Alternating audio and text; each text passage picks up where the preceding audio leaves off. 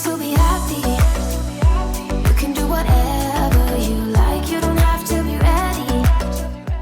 Hey cuties, and welcome back to another video. I'm Cora, and today I'm gonna share over 100 new CC items for both your male and your female Sims with you. You can find links to everything in the description down below, and of course I also added categories and numbers to this video to make things a little bit easier. And if you enjoy today's video and you haven't already, make sure to subscribe to the channel. I do upload CC related content every single week, so keep your eyes peeled for that. But without further ado, let's get straight into this. As always, grab a snack, grab a drink, grab whatever you need to be comfortable for the next few minutes, and let's just sit back and talk about life. I hope you guys have been well. I'm in a little bit of an odd headspace, but before that I wanted to tell you that I have a new mic. I don't know if you can hear it. Usually when I listen to podcasts or YouTube videos and someone's like, I have a new mic, let me know how the audio is, I'm like, good. I don't think my ears are trained enough to be able to hear a difference if I just watch a video every now and then from a content creator, or even if I watch them weekly or multiple times a week. I think for us creators it's probably way easier to tell if there's a difference, because you listen to your voice all the time, like you record videos that you need to edit, you definitely listen out more for things that are wrong or could go wrong when you record a voiceover. I think you're just more aware of how your voice sounds, obviously, so I will definitely be able to tell a difference. And I have recorded this voiceover before, and I just needed to put on a pop filter on my mic because honestly my P's and my T's are very hard, and I'm trying really hard for them not to be, but I just get excited when I talk to you at times, and I just completely get lost in conversation, and then the P's and T's are so harsh when you just pick them up when you record them with a mic. And I said so many P words there that I really hope the filter is better. I have no energy to record this voiceover again, so fingers crossed that it's better, fingers crossed that the audio is good, that you guys like that it's a little bit better. I was planning on getting a new mic anyways, but then my boyfriend got me one for my birthday last week, and I'm just very thankful because I don't know a lot about electronics, anything to do with mics or cameras or anything to do with technical stuff, so I would have had to go on a very deep dive to look for the best mic within my price range. And I know mics can go up super high in price. I don't even know what a good mic would cost, to be honest, a really good mic for people who record their voice for a living all the time, probably people who read audiobooks or voice over other things like movies, stuff like that, or even just people who have really big streams, really big YouTube channels where they talk a lot. I would be very curious to know how much their mics are, because I wouldn't be surprised at any cost, to be honest. If someone would be like, oh, this mic was 300, I'd be like, wow, okay. Or if they'd say 500 or 1,000, I just have no idea at what price range we're talking about, obviously, because that has never been in my realm of what's possible to get for this channel. It is, my part-time job, but I don't earn enough to get a 1,000 euro mic. It would be nice because the audio would probably be amazing and super clear and sharp, and I would love that, but just not in the budget right now.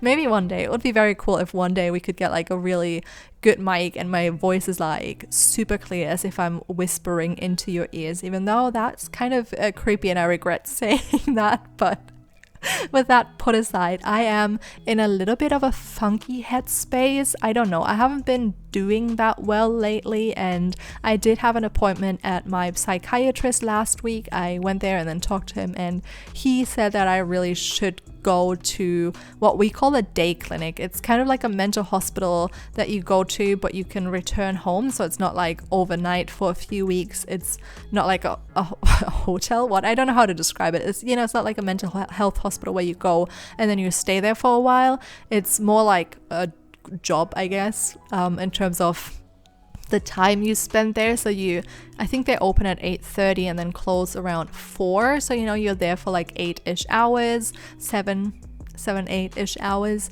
And then you go home and you're in your house again and like sleep at your place and stuff like that. So I have been suggested to go there by my first therapist as well, but I just wasn't very sure because I know that a lot of things they do there help a lot of people in terms of structuring their life. I know that a lot of people struggle when structure isn't like implemented into their daily life anymore, but I have found for myself from my own like 27 years of experiencing my moods throughout different times in my life, I can definitely tell that structure is not something that is really working for me. It sounds so weird to say that because it's just weird. Like, I don't know a lot of people who are like, oh, frick, I almost said the F word. Hey, that would have been a first. Okay, I stopped myself though.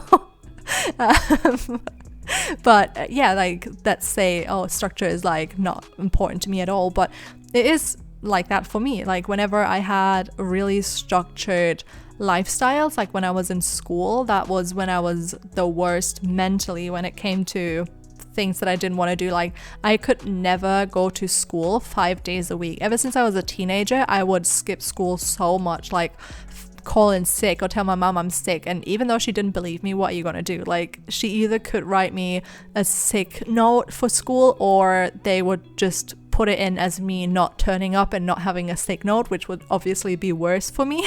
So, what can a parent really do? She did suspect like a lot of different things, but I think honestly I was just overwhelmed by someone else deciding how my life has to look for like 5 whole days of my week.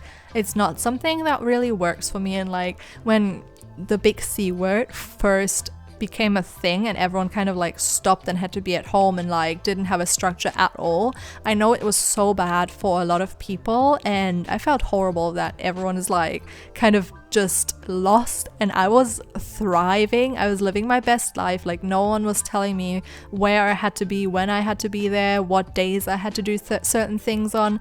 I just kind of did what I felt like when I woke up, and it was honestly so good. I don't remember a lot of happier times in my life in terms of being free to decide what I want to do, and it's just evidently working for me with YouTube as well. I just do a lot better when no one is deciding for me when and what I have to do at a certain point in my life. It's not what I do well with, and I wish I would, because then life would be a lot easier for me, because everything is on a schedule. Like, every career you can take that's not self-employment is kind of on a schedule. Even a lot of things, if you're self-employed, are on a schedule. Like, for me, it's just way easier to, when I wake up on a Monday or a Tuesday or whatever day of the week, and I don't feel like I am doing well, when I can feel my depression kicking in, I know that for me it's a lot better to take it easy, take care of myself, do some self-care, and not force myself to do something and then potentially drag out the depressive phase for longer. Because if I just force myself to do something, I'm just like delaying feeling bad and like being completely knocked out and unable to do anything, and it's just not the best. It's always best for me to just go with how I feel and what I think will make me feel better mentally.